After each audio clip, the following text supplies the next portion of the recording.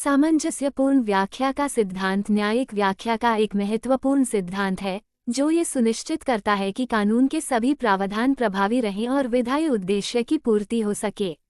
Harmonious construction का सिद्धांत तब लागू होता है जब किसी कानून के दो या अधिक प्रावधान परस्पर विरोधाभासी प्रतीत होते हैं। इस सिद्धांत के अनुसार कानून के विभिन्न प्रावधानों की ऐसी व्याख्या की जानी चाहिए जिससे वे एक दूसरे के पूरक बने और किसी भी प्रावधान को निरर्थक न होने दिया जाए।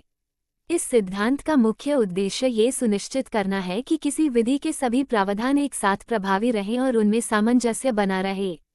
इस सिद्धांत के अनुसार न्यायालयों को ये प्रयास करना चाहिए कि कानून की पूरी भावना को बनाए रखते हुए विभिन्न प्रावधानों का ऐसा अर्थ निकाला जाए जिससे उनमें कोई विरोधाभास न रहे। न्यायालय इस सिद्धांत का उपयोग करके कानूनी प्रावधानों की व्याख्या इस प्रकार करते हैं कि कोई भी भाग अनुपयोगी या निरर्थक न रहे।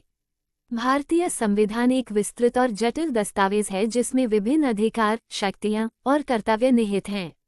कई बार संविधान के कुछ प्रावधान आपस में टकराते प्रतीत होते हैं, जैसे कि भाग 3 में दिए गए मौलिक अधिकार और भाग 4 में दिए गए नीति निदेशक तत्व कभी कभी विरोधाभासी प्रतीत होते हैं।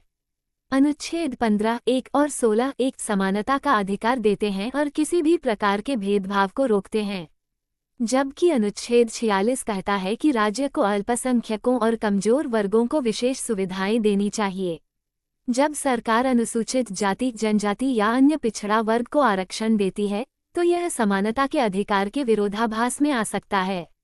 इंदिरा साहनी बनाम भारत संघ 1992 के केस में सुप्रीम कोर्ट ने सामंजस्यपूर्ण व्याख्या के सिद्धांत का प्रयोग करते हुए कहा कि आरक्षण 50% से अधिक नहीं होना चाहिए ताकि समानता के अधिकार और सामाजिक न्याय के बीच संतुलन बना रहे।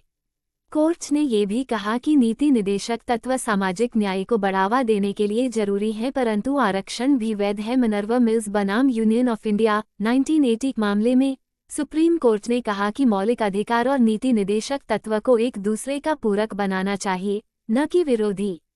यदि नीति निर्देशक तत्वों को लागू करने के लिए कोई कानून बनाया जाता है और वह मौलिक अधिकारों से टकराता है, तो न्यायालय इस सिद्धांत का उपयोग करके संतुलन बनाए रखता है।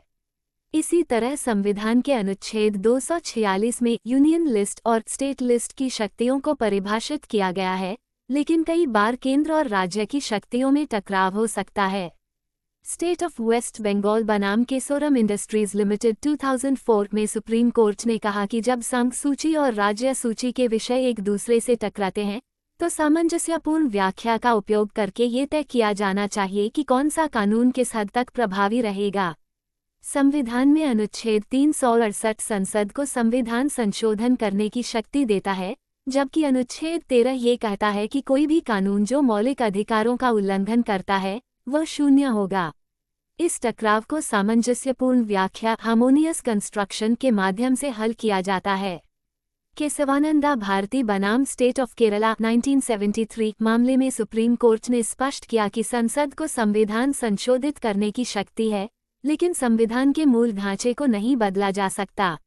इन सभी मामलों में सामंजस्यपूर्ण व्याख्या का सिद्धांत यह सुनिश्चित करता है कि संविधान की मूल भावना बनी रहे और कोई भी प्रावधान निष्क्रिय न हो।